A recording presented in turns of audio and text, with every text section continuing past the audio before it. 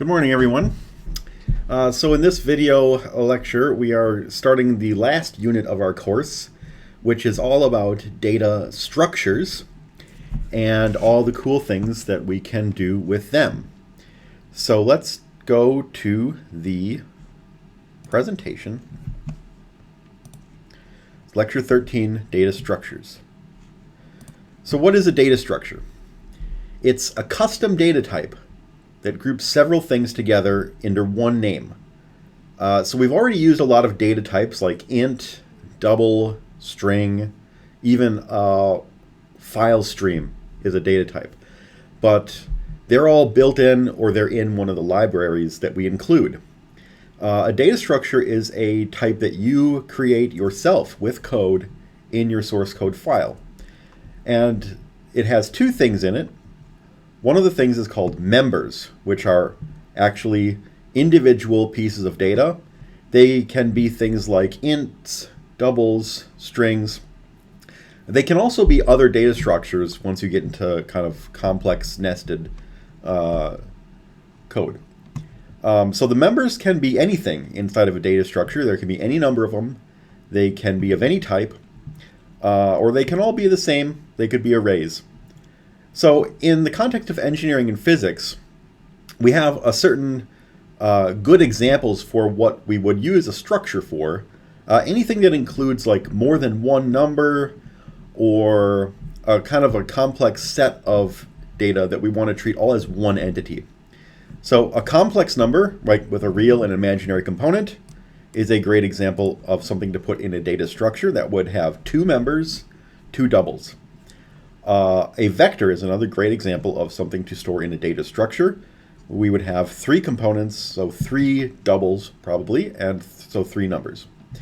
But you can see data structures in a lot of other places. For example, a business card might include something like a phone number, an address, a name, a few words to describe where someone works.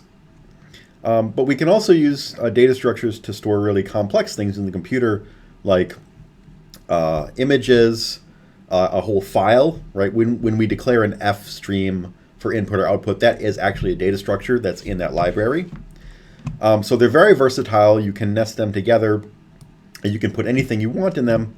And we're going to see what we can do with them in the context of scientific programming. So in C++, we have to declare a data structure. And then we declare what is called an instance of it, so the actual variable. So this can be kind of confusing because we've always been declaring just the variables all the way along. We haven't been describing what an int is, right? We just use it. So with the data structure, we have to think about what the structure is, and then we also have to declare instances of it, and the instances will be independent. So here's a basic layout on the right where we have a struct. This is a structure. The name of the structure is foo. So that's going to be like the name of the data type. Inside the curly braces are its members, which are data. This structure has two ints within it. And its methods, which are like functions inside of the structure. This structure has one method function. It's called sum. Its job is to return the sum of the data members A and B. So once we set up this declaration here of the struct foo, that now becomes a valid data type for declaring new variables. Down here in main, we see we are now declaring three variables of name R, S, and T, and those variables will each have data type of foo. So they will get all of these pieces, each of their own. For example, R is going to have a member called A, which we can assign a value of 5. We can do anything with these that we would normally do with a variable of type int. And the version of A that goes along with R is unique to R. And the version of the member A that goes along with the instance S is unique to that. So we can declare as many of these as we want, just like we can declare a bunch of doubles or a bunch of ints.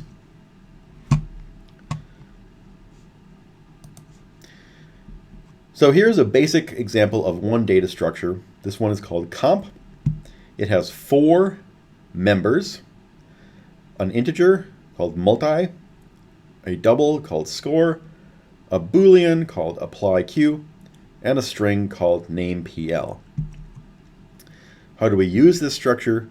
In some other function, including the main function or in any other function we write, we can declare an instance of the comp structure with a variable name. Here the variable name is bar.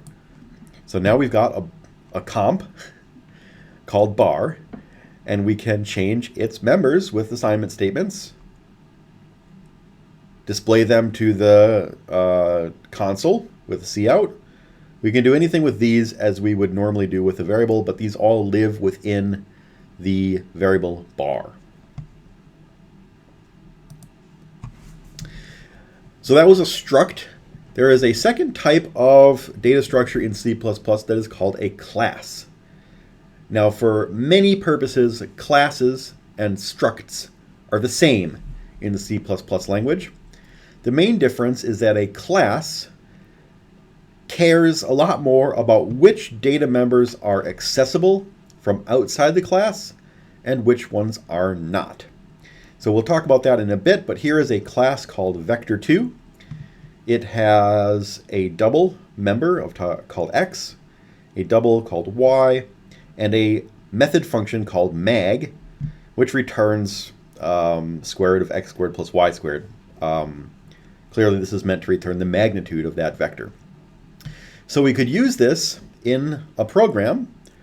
In the main function, we could declare a vector2 called a, assign its x member, assign a value to its y member, and display its magnitude.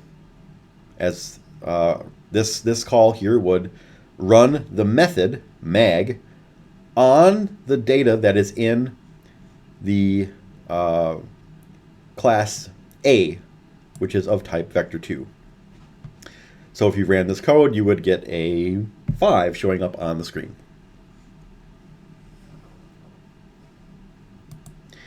So classes are different from structs in terms of private or public. This isn't going to matter a lot to us, but it matters a great deal once you start writing larger programs, larger code bases, where the main thing you do is write classes and write member functions and methods, and you distribute that code to someone else as a product.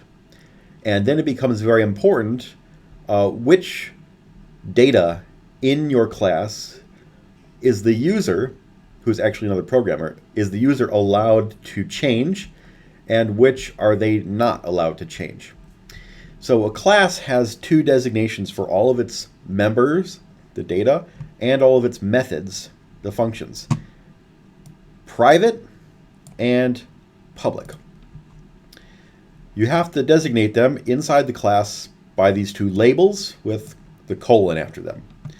So a public member can be accessed by anything. Outside of the class, in a main function, you can just change the value of b with an assignment statement, no problem. A public method can be called anywhere. The main function can call bar, it can run that, it can get the result from that, wherever this class is declared. For private variables, they can only be changed, accessed to methods that are within the class. Okay, so int a is private to the class foo. If I declared a variable of type foo, I would not be able to change a at all. If there was a public function, like here bar, I can run the function bar from outside the class, and that can change the value of a because this is within the class. But you can't change a directly. You have to do it through these through other methods that are part of the class. You can also have private methods. Here, double me a is a private method of type void.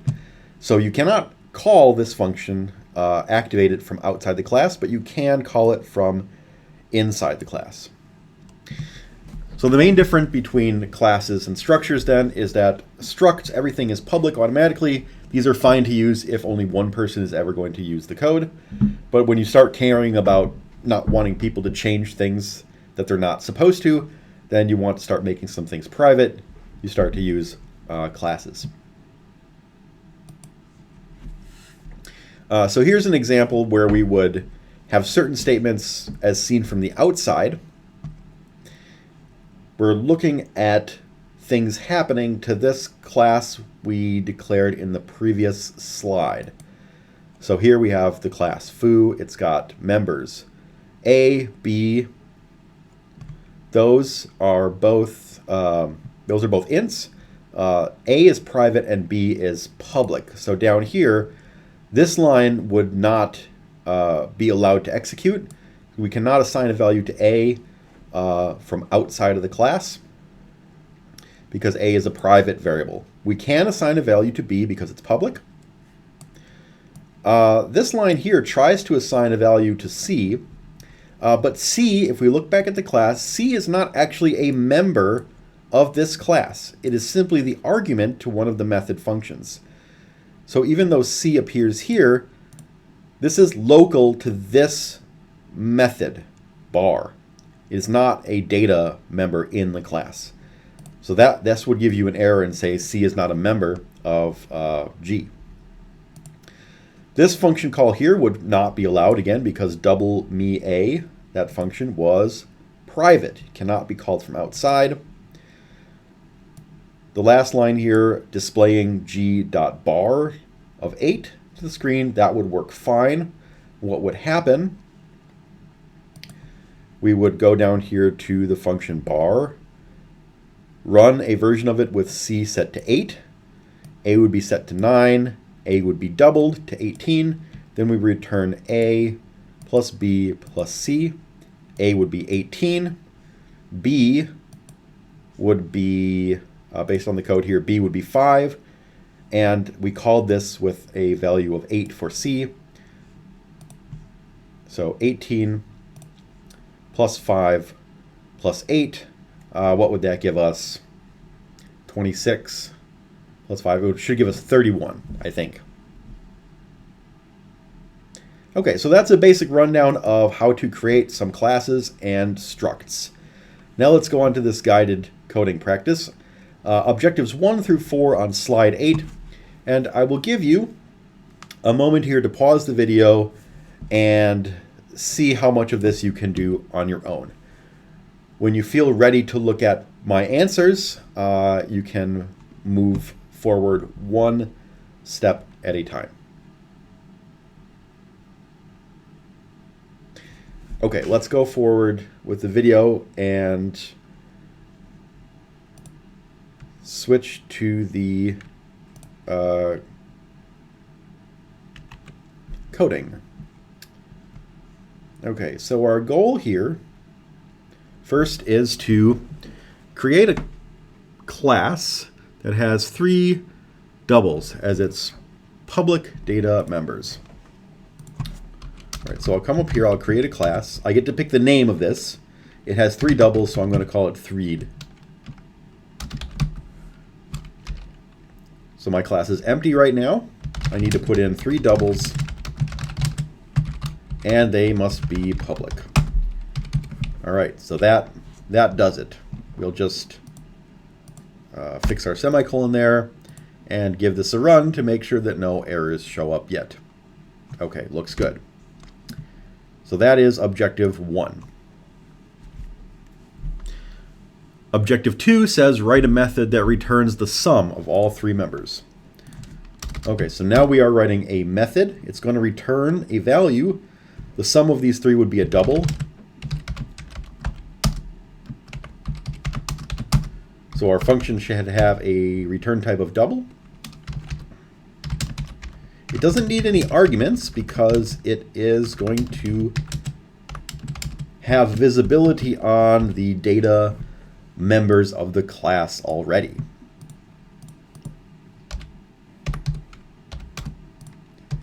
You can kind of tell just by where the brackets are that these are declared at a scope where the sum function can see them. All right, so that would work. Now, how do we test this? Well, our class definition up here, it looks like a bunch of code, but this doesn't actually do anything at all. It just sits there waiting for various threads to be declared. So let's do that. In our main function, where code is actually run, we can now type in thread as a data type. So this line here declares a variable named t of type thread. Let's assign some values to its members. These are all public, so I'm allowed to assign them from outside the class. Just for example, we'll set A to 5, B to 14, and C to 3. And to check on this function we just wrote, called sum, we'll display t.sum to the screen. So let's see how this goes.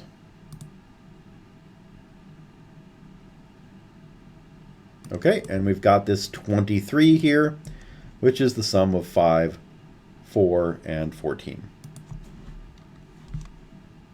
Okay. The third objective says, write a method of type void that subtracts the average from all three numbers. So we're back to writing another method. This method doesn't return a value, it just does something.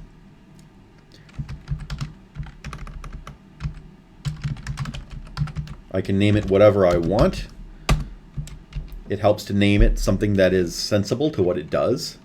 So this method is going to subtract the average. So let's see. I need to know the average before I subtract it. We'll declare a local variable within this method called avg, and we'll find out its value by averaging A, B, and C. And then this function is actually going to modify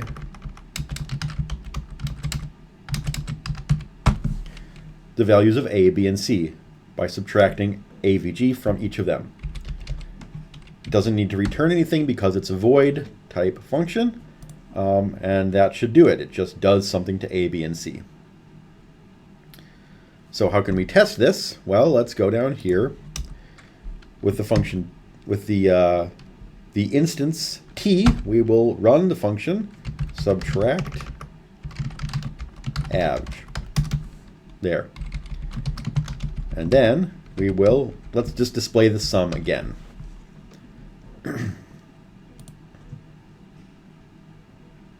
See how this runs.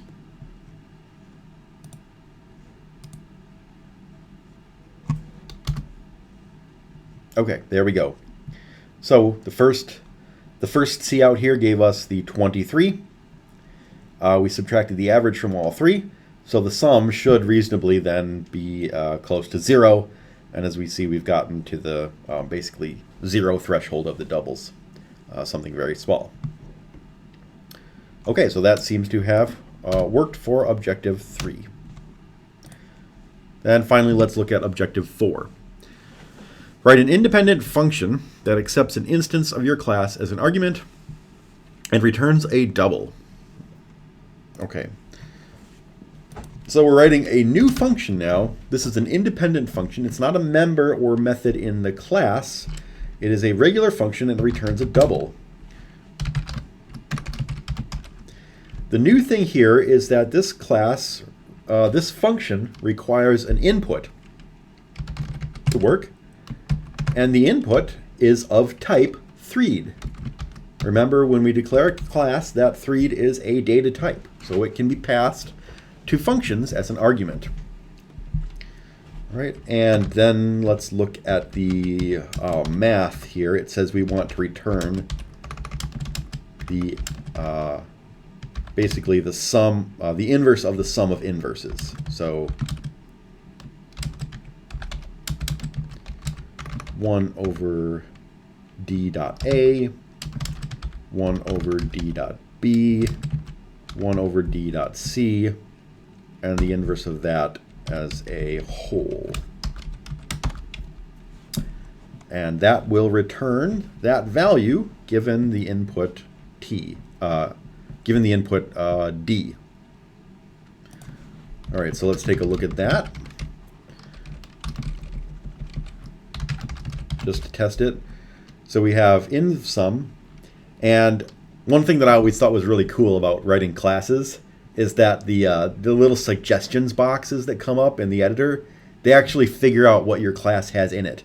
So you put this parenthesis here, it says, oh, I need you to pass me a threed. So you know that the only one of those we can put in here is t. And that will satisfy objective 4. Let's just test it. And so we get negative 2.04151 as our output. So I can't, again, verify that that's the correct number right there, but it's definitely working as a code, at least to pass a class instance to a function and return a double. Okay, so that is our guided coding practice on slide 8. Okay, let's go back and continue the presentation. All right, so it's nice and all to get these classes set up, but we still want to do something useful with them. So say we were doing something mathematical, and we had something like a vector or a fraction or a complex number.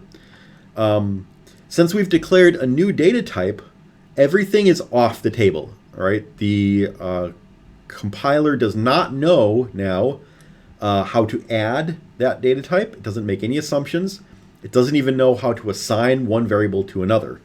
Let's just confirm this here. All right, if I go down here in my previous code, let's just go to the previous code. And let's see, we'll declare another variable of type 3 called y, and maybe another one called j, all right? And if I do j equals y plus t, I will have an error. And what does it say? It says no operator matches these operands. The computer does not know how to add two threeds to each other, right? We have to, if we want it to be able to do that, we have to tell it how. And the reason why it doesn't just know is obvious. This threed contains 3 doubles. And how is it supposed to add those together? Does it add both A's and use that for A? Does it add both B's and assign that for B? I mean, that seems like a sensible way to do things, but the computer does not know that ahead of time. It could be the fact that when you add these, you'd rather subtract the averages first and then add the 2 B's to set the value of A and the 2 C's to set the value of C. There's numerous possibilities for how to produce 3 outputs from 6 inputs. The computer does not make an assumption that it's always just straightforward addition. Okay, so let's get rid of that code that doesn't work. And we'll go back to look at how this, how we can actually teach it to do math. All right, so we're going to do this in the context of a class designed to store fractions or rational numbers. Here's a prototype of it here on the right. Class rational. It contains 2 public members. One of them is a numerator integer, and one of them is a denominator integer. And at the moment, those don't mean anything to the computer. They're just 2 integers. But by changing how we tell it to assign and add and subtract and multiply and so forth, we're going to make this mathematically behave like a fraction. Okay, so let's add a method to the class called operator equals. This notation is a bit arcane here, but take it as this is just what you got to do. This is just what you got to do to get this stuff working. So within the class, we declare a new method that has a special name. The name is operator equals. It's a void type, and it has one argument, a const rational reference. The variable name here is RHS. The ampersand means being passed by reference, not by value. And the argument is actually the same type as the class we are declaring or defining. So what does this do? This acts as an assignment operator. It tells the computer how to use the equals assignment operator with this class rational. And the rules here for fractions are very simple. If we want to assign one fraction to another, we simply copy its numerator exactly, copy its denominator exactly, right? So if you had like 5/6 and you wanted to have another fraction with the same value, you would just make it also 5/6, right? So how would we use this in the main function? We could declare our rational type variable, call it A, assign the numerator, assign the denominator, declare a second type of rational called B, and then we can go ahead and assign the value of A into the value of B. And so now B would also have the value 1 in num and 2 in den. This notation with the operator equals, we can actually use that as a regular method using the dot notation, and it will work the same as any other method. We could do this without calling it operator equals. But the advantage of doing this is we can now also use the plain old assignment operator equal sign, and the compiler will figure out that that's identical to calling operator equals on the object B. Okay, so that's assignment of fractions to each other. Now let's do one that's a little more complicated. We'll define the addition operator. So to do this, we have a declaration of a new method called operator plus. The argument is also a const rational reference. Here it's called R. And this operator actually returns a rational value. So we are declaring a class called rational. It has a function with a return type of rational that takes an argument of type rational. So it's very circular, but it's okay. Within this operator, we're going to declare a new temporary local rational called result. And then here's where the math comes. We instruct the code how to add two fractions. So if you go and dig back in your math memory, you will know that adding two fractions means that you have to get a common denominator. And the simplest common denominator is the product of the two denominators of the fractions. And when you express things in terms of that common denominator, then the numerator is on the first term in the sum, its numerator times the denominator of the second. And in the second fraction in the sum, it's the numerator of that fraction times the denominator of the first. So remember, when we do these, R is coming in as an argument as the second variable in the addition, the one over here. The first variable in the addition is the one that we are acting on. So that's why we have just num and den here, because those are the members of that same instance. And the den with R and the num with R here are the ones that are adding on by the argument here or here. Okay, so in the main function then, where we would use this, we got the same things here, setting up A and B. Assignment is fine. We do the addition just like this. This will work now. This would also be equivalent to just executing this method, operator plus, from the instance B with the argument A. Now, something interesting about these is that this assignment operator is actually still playing a role here. So you cannot define addition without being able to assign its result to something as well.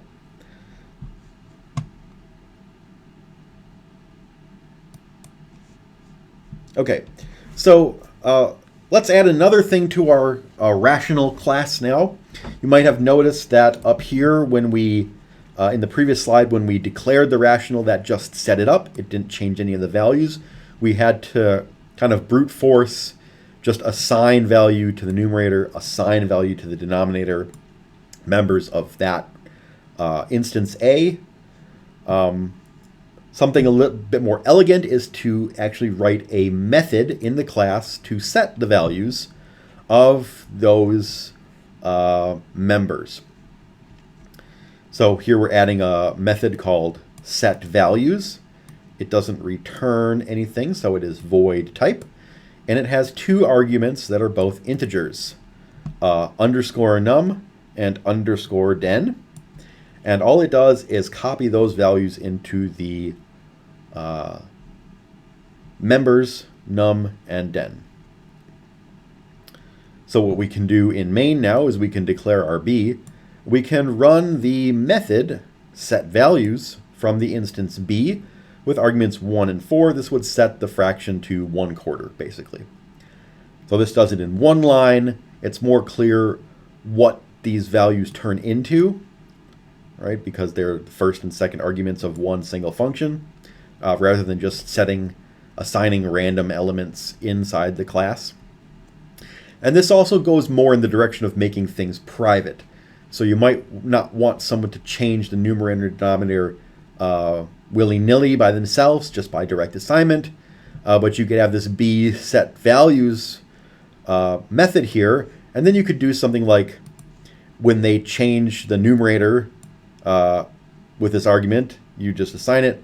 But when they set a denominator with this argument, you might put an if statement in here that says if underscore den is 0, then display an error message, so that they know when they're using your method that they can't set up a rational fraction with 0 in the denominator. A bit of data cleaning there. Okay, so that's a setValues function. Here's another example of a function we could add to the rational class, a function to display the fraction in a pretty format. So again, a void function because it doesn't need to return a value to the code. The name of it is display, and it requires no arguments because it's just going to show the values of num and den that are already possessed by this instance of the class. So we just see out inside this method, we just display the numerator, we display a slash, and the denominator, and do an endl. All right, so then if we want to show our fraction on the screen, we just execute b.display. And then it puts it up there in a nice format. Now this isn't the greatest way to do things. If these numbers are negative for num and den, then it might look weird, like you might get fractions like -3 over -4. But at least it will give someone a way to look at what's in the data for this class without having to display like b.num and b.den themselves. It gives you a chance as the author of the class to decide how its output is formatted. Okay, so now we're on to a second guided coding practice. We are going to create this rational class in the code, and we're going to, in addition to the operators we set up in the example slides, we're going to create new methods to allow us to do subtraction, multiplication, and division. All right, so let's get to work on this.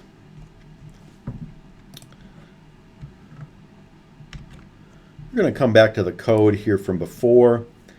I'm actually going to eliminate this stuff about the class 3. We're done with that. And we're going to eliminate all of its supporting code in main. So now we're going to make this class called rational. I'm going to see if I can save some time by copying a bit of code from the slides themselves. We'll start with this.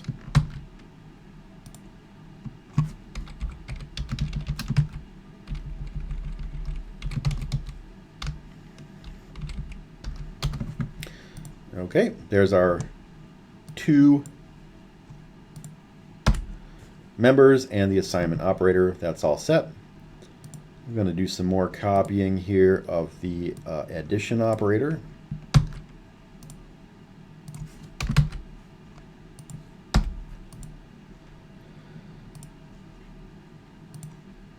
Also do some copying of this set values.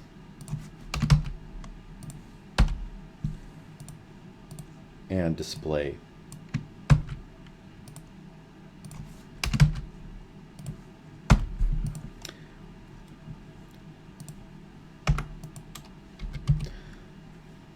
Okay, when I copied this, it gave me the wrong type of quotation marks, so I'll fix that.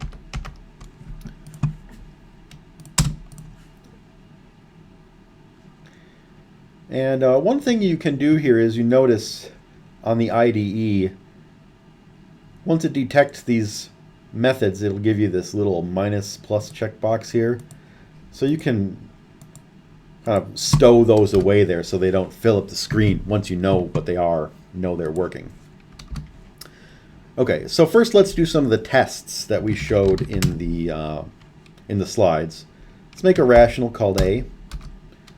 We'll do a.set values. We'll make it into a fraction of 1/6.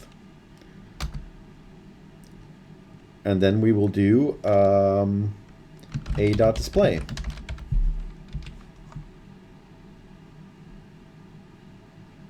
Oh, and I made one mistake here. See how it says that it's inaccessible because classes default to private. If I want to access this from the function main, I need to set it as public region. Actually, I'm going to do one better. I'm going to let these methods be public, but I'm going to let my numerator and denominator variables be private. So I will no longer be able to directly change the numerator or denominator. I will have to set values with one and I will have to set the values using the set values function. So let's see how this goes.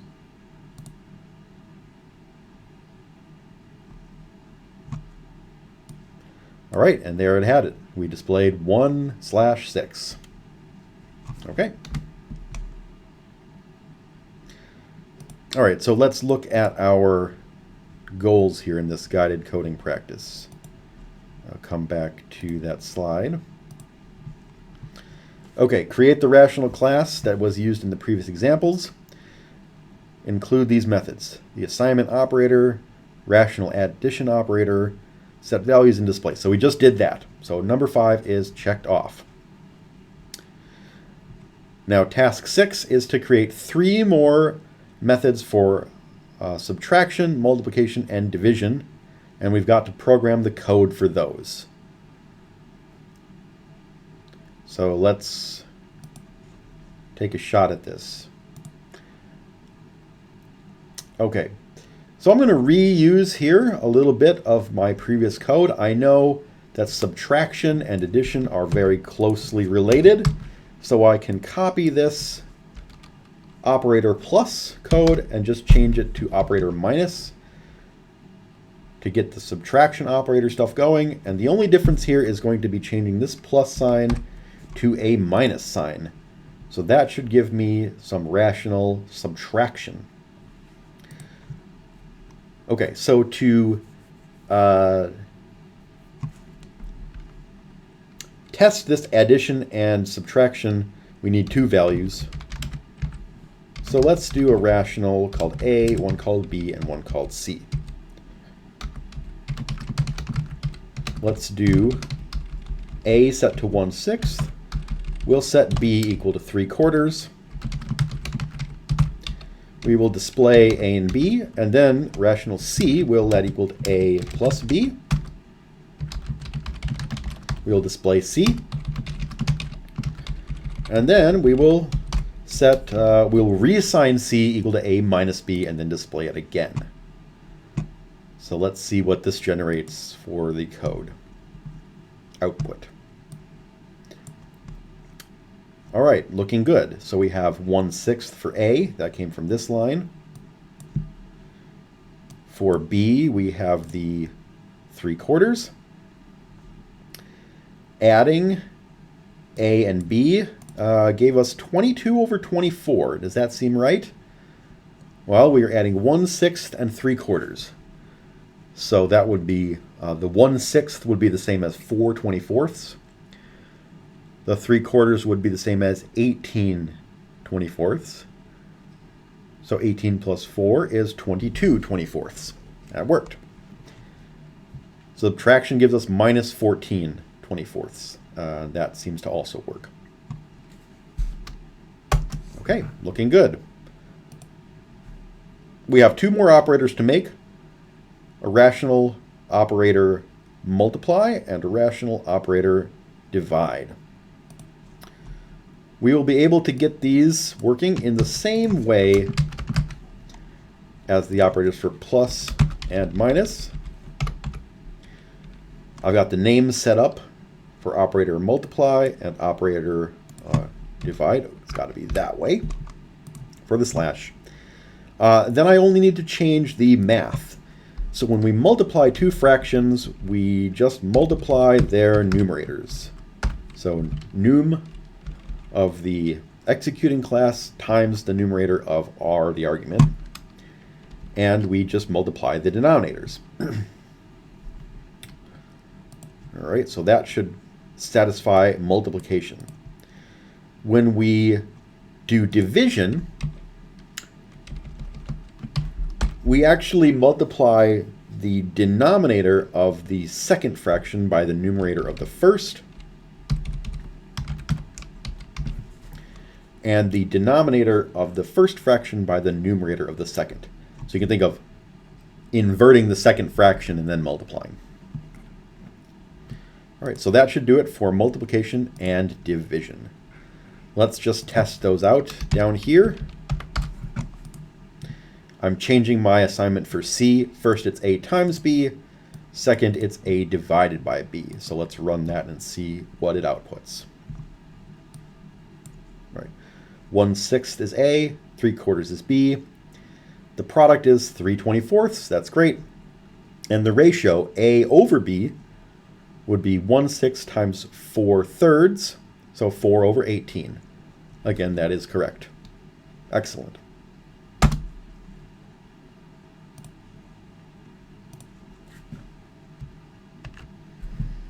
Okay, back to the presentation. We've got a little more we can do here.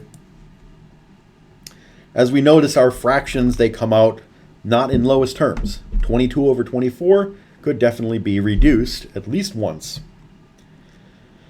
So we can, let's add a method to our class that will solve that problem. And an old friend comes back to join us here. If we want to reduce two fractions, what do we need to know? We need to know the greatest common denominator of the numerator and denominator of the fraction. And then we can divide by both of those. So we're going to add a method called reduce. This will be a private method because we don't necessarily want someone to try to reduce fractions on their own from the outside, but the class should try to reduce fractions after they're added or multiplied to put the result in simplest terms. So this reduce method, what would go in there is our old friendly greatest common denominator algorithm from way back when.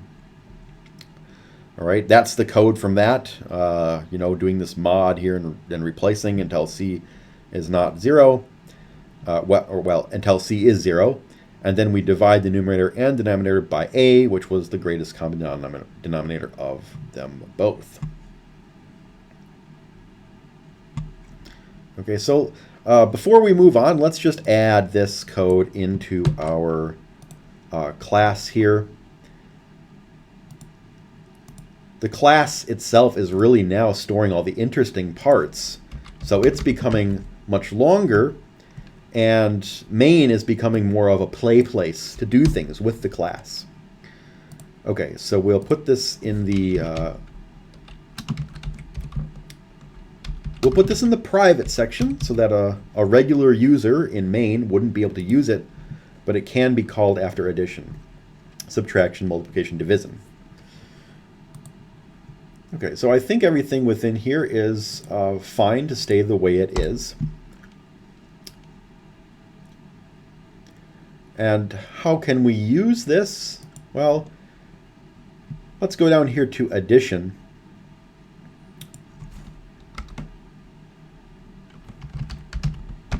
After figuring out the result of the addition, we might want to just reduce it if we can. So let's do that. We've only added that to the addition. So let's try something.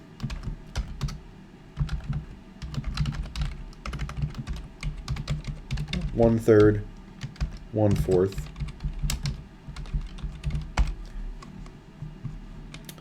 Let's try something here where we would add two fractions together, a third plus a fourth. Well, let's pick a fraction that we know will simplify a bit. So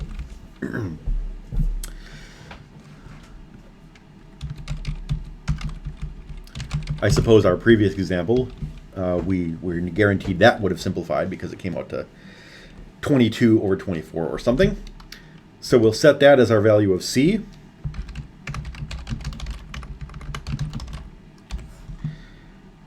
And sorry, okay, so let's bring you guys up to speed on what's happened in the code here. Sorry. So we've added the rational method. So we've added the reduce method in the private sector of the class. That code is the same. And we've added this one line to the addition operator result.reduce. Right now I'm going to comment that out and run the main code as it stands here. We did this before. A plus b, 1/6 plus 3/4 gives us 22 over 24.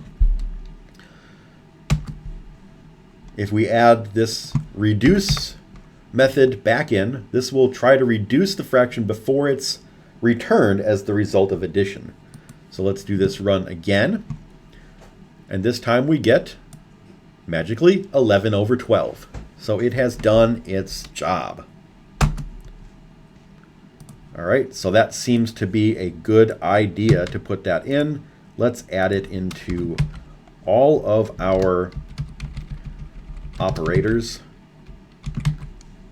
Addition, subtraction, multiplication, and division just before it's returned. So then we will never return a fraction that is not in lowest terms. All right, great.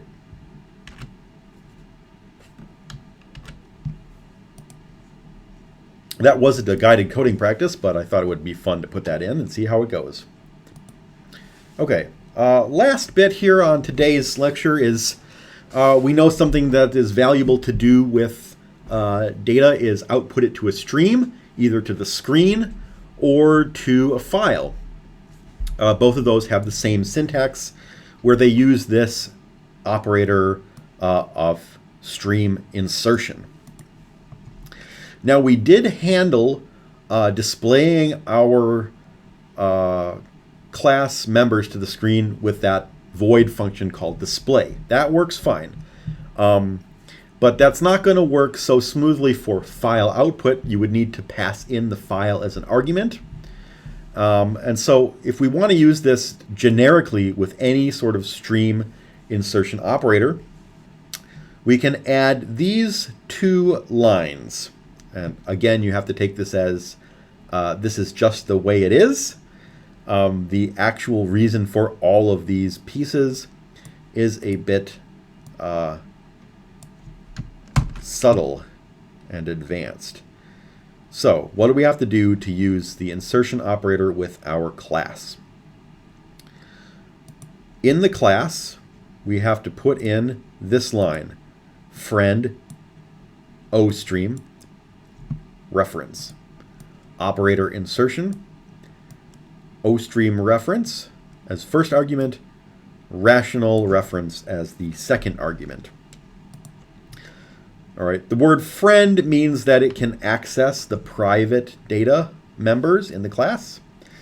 The O stream here means that works for any sort of output stream, file streams or console streams or any other kind of stream that you encounter in the future. The setup of references means that you can chain these operators together, just like we're accustomed to putting this, this, and this all chained together in a cout or a file output.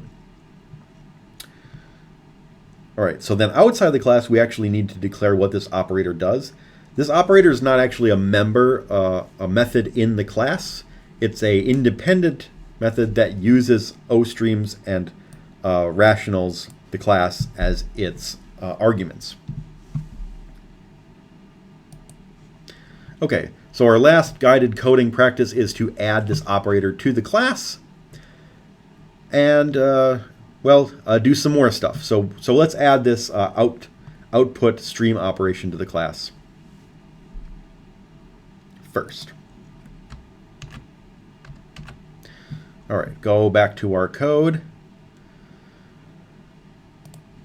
I'm going to do some copying. So the friend, OStream, ampersand stuff, that's going to go right here as a public. We don't put a, notice we don't put a body here. This has just got the semicolon. So the body doesn't go here. The body is going to go outside in a delayed declaration. So we'll take this body from the slide, copy it into our class right here. And this has already been set up to do the same thing. Whatever stream it is, we put out the numerator, a slash, the denominator, and then that's it. Okay, so the reasoning here is basically we accept this. We're working with this O stream S as a target. We put the rational R into it, and then we return S so that it can be chained together into more insertions into the stream. So with that, now we can change our syntax down here to just be cout C, like we would normally do for any data type. Right? Notice that if I take this stuff here and comment it out, that down here,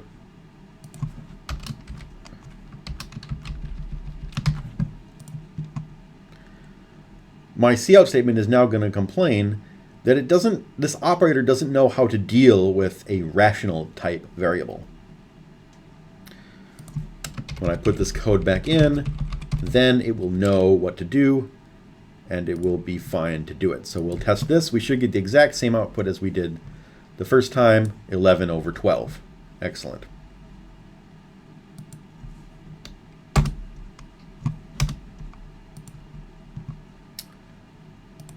Okay. Number 8 on the guided coding practices says add an equality test to your class. It gives us the signature line here. Bool operator equals equals, constant rational RHS. So let's add this in the public area. We want to be able to test equality from outside between two different fractions. And we have to type in the body. That's our job here. So how is this going to work for equality testing? Well, let's think about what these methods do. Say we had the variable b, and we wanted to add on a. Just going back to addition. We would execute this. All right. This would take b as a base and add a onto it. The operator equals equals does a similar structure.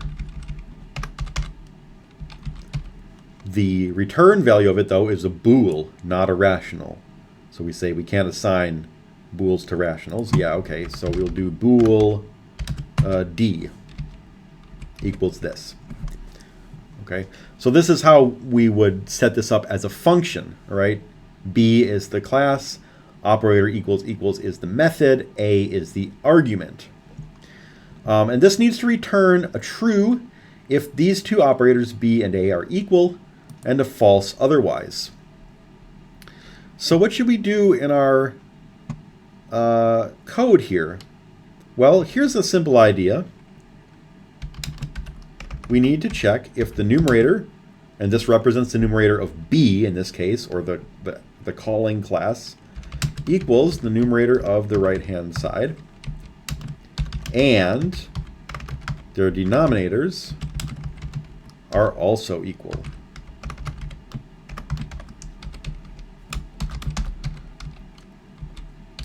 All right, so we could say if this is the case, then return true, else return false. This would certainly work, but we can be a little bit cleaner here. Our if test here is actually a Boolean result itself, which is true or false.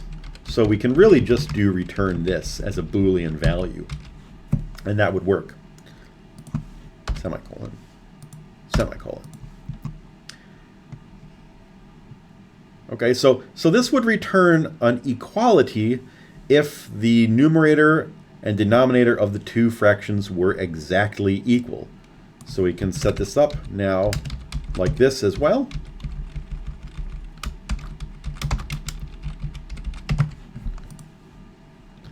And this will be ready to run.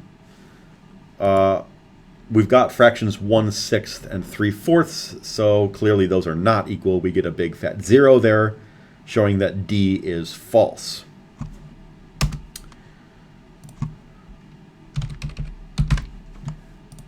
Let's just do our diligence here and check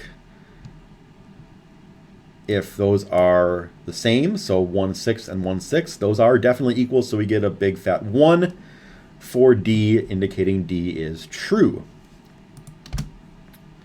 There's one issue, though, which is peculiar to fractions. Say we tested for equality between 1/6 and 2/12.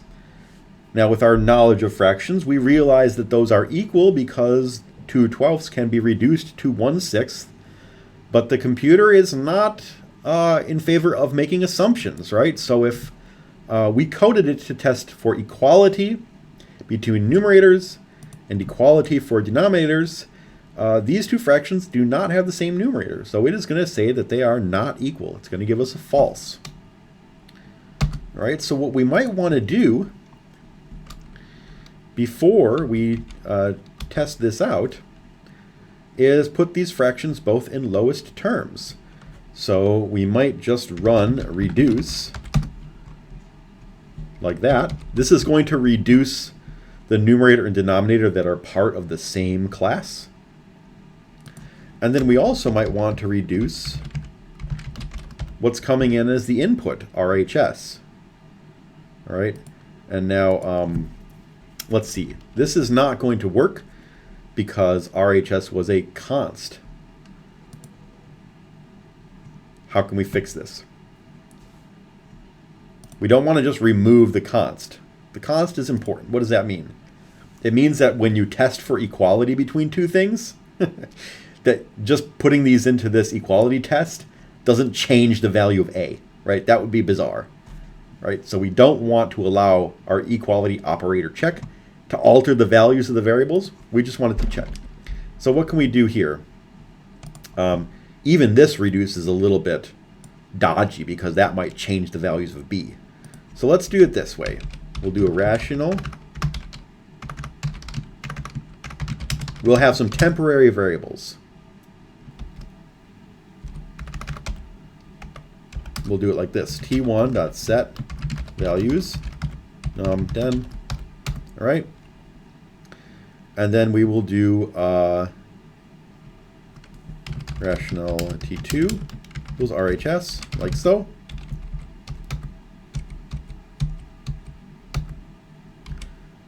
And then we can do t1 dot reduce and t2 dot reduce, like so.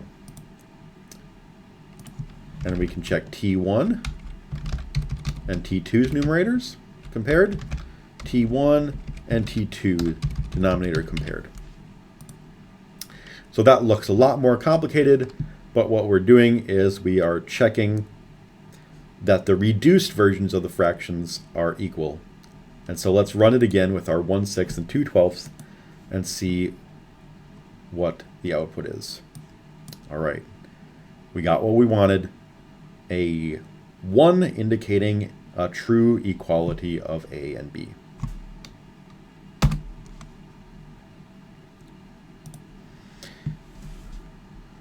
Okay, back to the guided coding practices. There's a bit more here to do. 9, 10, and 11 have us add more Boolean operators. 10 is a method to invert the fraction. So let's just add these 3 quickly and do a little bit of tests on them. Okay, so for operators, we have this same syntax. First, we'll do the greater than. Now, for greater than or less than, we don't actually need to do all this reduction, okay? We might actually stumble on a better way to do the equality test as well. So just to think through this, I'm going to put some things in comments here.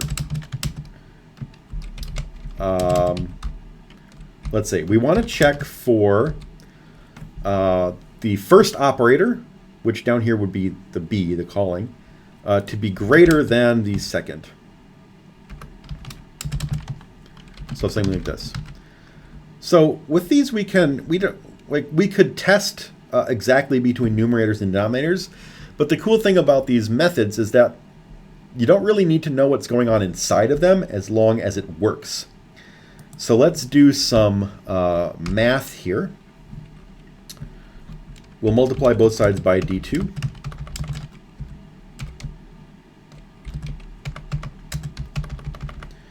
We'll multiply both sides by d1. So here,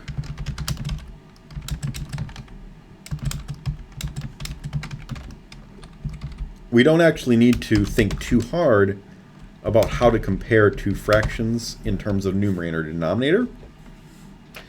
We can do this cross-multiplying and compare this inequality instead. Now we have to change this. N1 is going to be the numerator of this fraction itself. That's going to be den, and N2 and D2 are going to come from this RHS argument.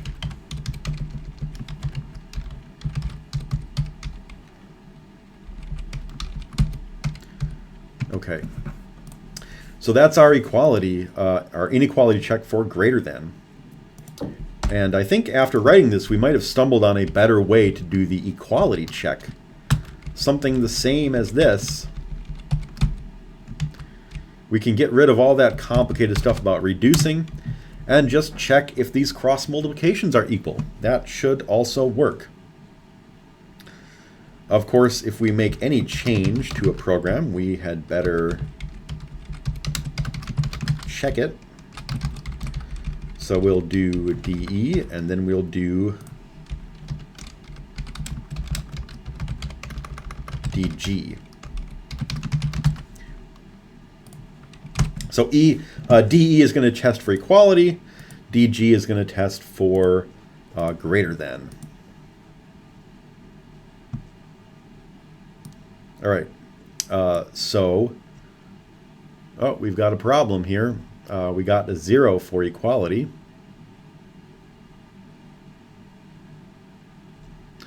And we have a 0 for inequality. I think I see the problem. I just messed up the typing here. When I switched from N1 and D, or N2 and D2 to RHS, I should have kept the numerator and denominator in the right place, but I didn't, so that fixed that. This is why you always check things. And now we got equality is true, greater than is false. That's what we want. Now adding the less than operator is almost trivial. We just change the name of the function and change the direction of the inequality symbol. We'll add one more test down here, d less, dl for checking less than. And let's just put in a 3/12 here. So now b is definitely greater than a. So we should get a false, true, false. False, true, false. So those appear to be working.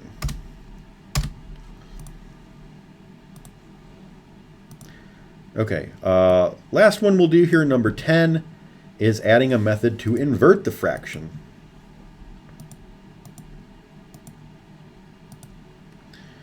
So this can actually be a method in the class, or it can be an independent function. Let's write this one as an independent function. So this will be a function that returns a rational.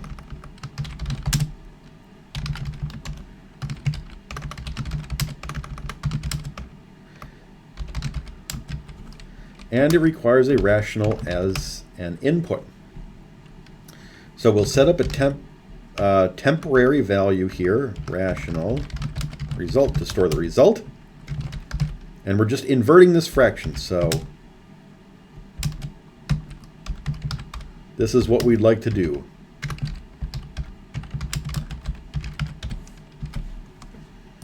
All right. But we've got some red underlines now. What is it saying? It says num and den are inaccessible. Oh, they're private. Now, since we're in an independent function, we're not allowed to just mess around with num and den. On our own, we have to use this method that we had, set values.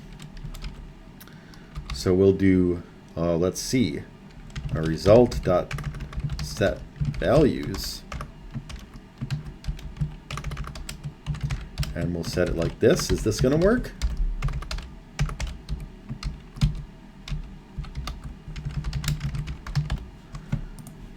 It looks like we still have these red underlines here. So, it looks like we can't even access the values from this independent function. So I guess our example of doing this as an independent function has failed unless we add some more ways to return these den and nums or make them not private. So let's leave them, I'd rather leave them as private. It's better coding practice to not allow someone to touch your data directly, only go through the appropriate channels. So we'll add this into the public region of the class instead.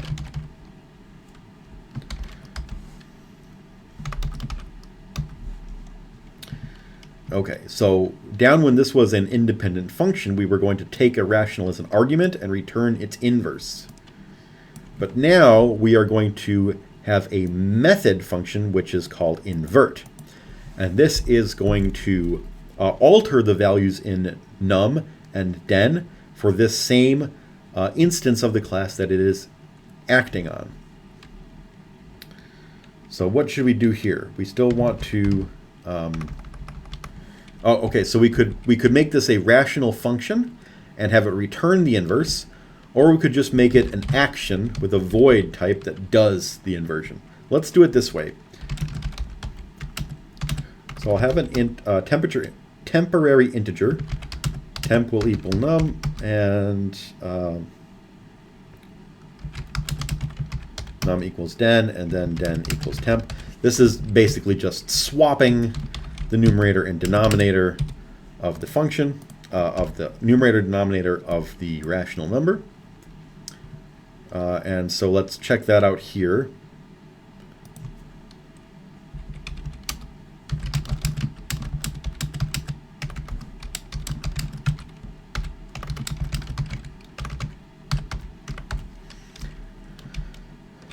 I'm going to get rid of this code for equality and inequality checking.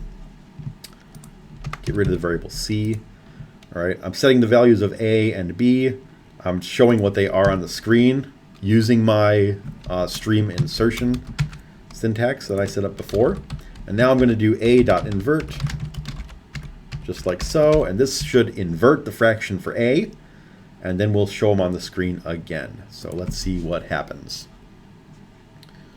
Okay, so we've got 1/6, 3/12, and then 6 over 1 is the inversion of a. B was not changed, so again it gives 3/12. Okay, so that satisfies it for the guided coding practice on this last slide. And that basically does it for our lecture on creating structures. So let's just summarize here. We've gotten accustomed somewhat to the existence of structures as custom data types. They have two pieces: members, which hold the information, and methods that do stuff to it, alter it, combine it, or output it. So we can set up these structures. Once we've got a structure set up, we declare an instance of it, just like we declare instances of variables like integers and doubles. And we've also seen how we can add special methods with special names to basically supply the code needed to add, subtract, do basic math like inequality checking on our new data type, insert it into streams, and that sort of stuff. And the list now is really quite endless. Anything you can imagine doing with a regular number, you can set up a way to do that with your custom data type. So even something like, a great example that you could test this out for your own amusement is to make a class representing three-dimensional vectors, have dot products, cross products in there that return doubles or more vectors respectively, all sorts of stuff like that. You could have a class for describing polynomials that does derivatives and integrals for you as operations, as methods, adds the polynomials by coefficients, and all sorts of fun stuff like that. So we've kind of really expanded the types of math we can do with code now, representing these complex data types and doing operations with them, apart from just doing regular addition and subtraction with doubles and integers. But beyond that, there's a little bit of illumination here into how computer code is actually working. Because as we know, when we store a variable in the code, say as an integer, the computer does not really hold the integer value identically. It holds a string of bits, right? 64 or 32 bits that represent that. And the computer does not know how it is supposed to combine those bits when two integers are added. And so this really kind of illuminates the way that computers have been taught to, say, multiply two numbers that are in scientific notation, right? You've got this component for the number component and the exponent component, and it needs to be told how to do that. And that's all behind the scenes for us now because it's been behind the scenes for us up to this point because data types like int and double and string are already existing, were already created by someone else. But at some point, someone in the past had to go in and set up that code to tell the computer how to multiply or divide two real numbers to each other. And that's been done, and we use it seamlessly. And now we can do that for our own data types and hopefully use it seamlessly for them as well. Okay, so that concludes this lecture, lecture 13 on structures, and I'll see you next time.